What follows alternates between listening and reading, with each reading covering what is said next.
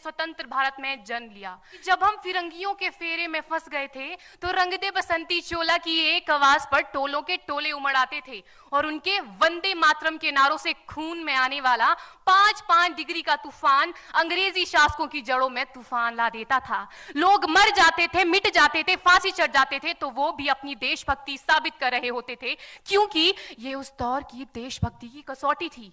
उसके बाद 62, 65 और 71 के युद्धों में अपना सुहाग गवा देने वाली औरत, जब घर के हालात ये हो जाया करते थे कि प्यार भी भरपूर गया, मांग का सिंदूर गया, नन्हे नौनिहालों की लंगोटियां चली गई, छोटी छोटी बेटियों की चोटियां चली गई, बाप की कमाई गई, भाई की पढ़ाई गई, ऐसा एक विस्फोट हुआ पता ही चला नहीं, पूरे जिस्म की ही कई बोटियां चली गई। और आपके लिए तो एक आदमी मरा है साहब, किंतु मेरे घर की तो रोटियां चली गई, मेरे घर की तो रोटियां चली गई वाले हालात पैदा हो जाने के बावजूद भी एक माँ अपने बेटे को सरहद पर दुश्मनों की धज्जियां उड़ाने के लिए भेज देती थी और उसे पत्र लिखाकर ये भेजा करती थी कि अम्मा ने खत लिखा है बड़े ही चाव से, पुत्र मेरे ना घबरा जाना, 1 इंच भी पीछे ना हटना, चाहे इंच इंच कट जाना, चाहे इंच इंच कट जाना। मैं नहीं मानती कि फेसबुक और व्हाट्सएप की डीपी को 3 रंग में रंगना ही देशभक्ति है। और यदि आप कहेंगे कि साल में 2 बार हाथ में तिरंगा ले लेना देशभक्ति है, तो मैं पूछना चाहूंगी कि फुटपाथ में रहने वाला वो बच्चा ट्रैफिक की छांव में नंगे पांव में जब तिरंगा बेच रहा होता है, तो क्या इसे आप उसकी देशभक्ति कहेंगे? ये उसकी देशभक्ति नहीं, उसके पेट के भूख की शक्ति है जो उसे ऐसा करने पर मजबूर करती है। क्योंकि ना मस्जिद को जानते हैं, ना शिवालों को जानते हैं, ना मस्जिद को जानते हैं, ना शिवालों को जानते हैं। जो पेट के भूखे होते हैं ना, वो सिर्फ भोजन के निवालों को जानते हैं, वो सिर्फ भोजन के निवालों को जानते हैं। कि हर देशद्रोही ये समझ सके कि अगर तू परिंदा है तो ये आसमान तेरा है, अगर तू दरिंदा है तो ये शमशान तेरा है, भाईचारे से रहना है तो रह इस जमीन पर, वरना ये कब्र भी तेरी है और यही कब्रिस्तान तेरा है और यही कब्रिस्तान तेरा है। लेकिन एक देशद्रोही से ज्यादा देशभक्ति तब आहत होती है जब एक बेटा अपने बूढ़े माँ बाप को वृद्धाश्रम की चौखट पर छोड़ आता है।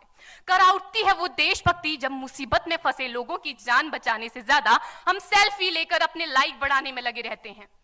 आज के इस दौर में वो युवा जिनके ऊपर जिम्मेदारी थी अपने देश, अपने समाज, अपने राष्ट्र की आशाओं को बांधे रखने की, वही युवा अब 4x4 इंच की छोटी सी स्क्रीन पर अपनी कोमल अंगुलियों के घर्षण मात्र से अपनी भावनाओं की इमोजी भेज रहा है। 4 बोतल वोडका, काम मेरा रोज का ने भारत का भविष्य तबाह कर रखा है। ना सरकार मेरी है, ना रब मेरा है, ना सरकार मेरी है, ना रब मेरा है, और ना ही ये बड़ा सा नाम मेरा है। बस इतनी सी बात का गुरूर है मुझे कि मैं भारत की हूं और ये भारत मेरा है और ये भारत मेरा है। परंतु एक वैचारिक बीमारी हमारे समाज में मुझे नजर आती है। कहा जाता है हम दुनिया के सबसे बड़े लोकतंत्र हैं, जहां हिंदू पैदा होते हैं, मुस्लिम, सिख और ईसाई भी पैदा होते हैं, लेकिन बदकिस्मती है अब इंसान पैदा नहीं होते। और मेरे विचारों में ना हिंदू की जरूरत है, ना मुसलमान की जरूरत है। राष्ट्र निर्माण के लिए केवल अच्छे इंसान की जरूरत है, केवल अच्छे इंसान की जरूरत है। जरा सोच कर देखिए, ये पेड़ पौधे और शाखाएं भी परेशान हो जाएं अगर परिंदे भी हिंदू और मुसलमान हो जाएं।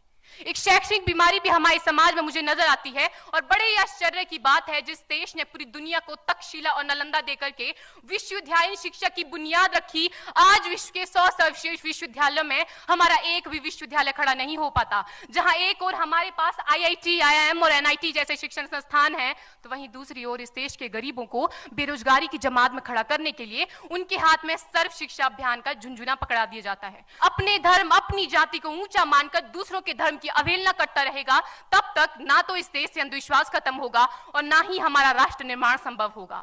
हमारी संस्कृति, हमारी सभ्यता को दुनिया ने शीश नवाया है, तो क्यों आस्था के नाम पर हमने अंधविश्वास फैलाया है? और मैं सैल्यूट करना चाहूंगी सरहद पर दिन रात हमारी रक्षा के लिए खड़े हर उस जवान को, इस देश की पुलिस, प्रशासन और किसान को, और इस देश के हर उस व्यक्ति को जो अपना काम पूरी ईमानदारी, पूरी मेहनत और पूरी लगन से करते हैं, जिनके बिना राष्ट्र निर्माण की कल्पना करना भी असंभव सा लगता है। खून कहो किस्मत मतलब का जिसमें उबाल का नाम नहीं, वह खून कहो किस मतलब का आ सके देश के काम नहीं, वह खून कहो किस मतलब का जिसमें जीवन न रवानी है, जो परवश होकर बहता है वह खून नहीं है पानी है। उस दिन लोगों ने सही सही खून की कीमत पहचानी थी, जिस दिन सुभाष ने बर्मा में मांगी उनसे कुर्बानी थी। बोले स्वतंत्रता की खातिर बलिदान तुम्हें करना होगा, तुम बहुत जी चुके जग में लेकिन आगे तुम्हें मरना होगा। आजादी के चरणों में जो जयमाल चढ़ाई जाएगी वह सुनो तुम्हारे शीशों के फूलों से गूंथी जाएगी। आजादी का संग्राम कहीं पैसों पर खेला जाता है, यह शीश कटाने का सौदा नंगे सर झेला जाता है।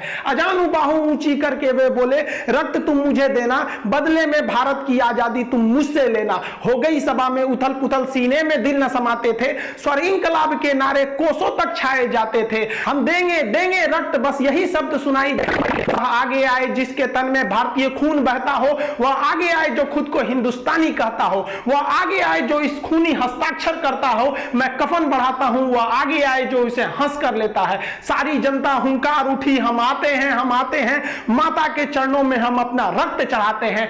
उस दिन देखा साहस से भरे युवक बढ़ते ही जाते थे, चाकू छुरी कटारों से वे अपना रक्त बहाते थे, फिर उस रक्त की स्याही में वे अपनी कलम डुबाते थे और आजादी के परवाने पर हस्ताक्षर करते जाते थे। उस दिन तारों ने देखा हिंदुस्तानी विश्वास नया, जब लिखा भारत के महावीरों ने खून से इतिहास नया।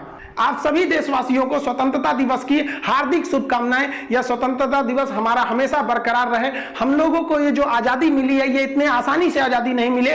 वो आजादी के लिए न जाने कितने वीरों ने अपने बलिदान दिए हैं। इसको दक्षिण का याद करिए, टीपू सुल्तान, वो मराठाओं की शक्ति, वो राजपूतों का बलिदान, वो सिखों की तलवार, झांसी की रानी, वो 11 साल का लड़का खुदीराम बोस जिसकी दाढ़ी मूछ नहीं थी, फिर भी उसने अंग्रेजों के आगे डट कर मुकाबला किया और अंग्रेजों ने उस बच्चे को फांसी चढ़ा दिया। वो सुभाष चंद्र बोस याद कीजिए, वो भगत सिंह, चंद्रशेखर आजाद, अशफाकुल्लाह खान, राम प्रसाद बिस्मिल, न जाने कितने वीरों ने इस देश को सींचा है अपने रक्त से, तब हमें यह आजादी मिली है। लेकिन आज भी अशिक्षितता के अभाव में, अशिक्षितता के कारण हम इस आजादी को अच्छे से नहीं ले जा पा रहे हैं। जितना देश को आगे जाना चाहिए, अभी भी देश को आगे ले जाने की जरूरत है।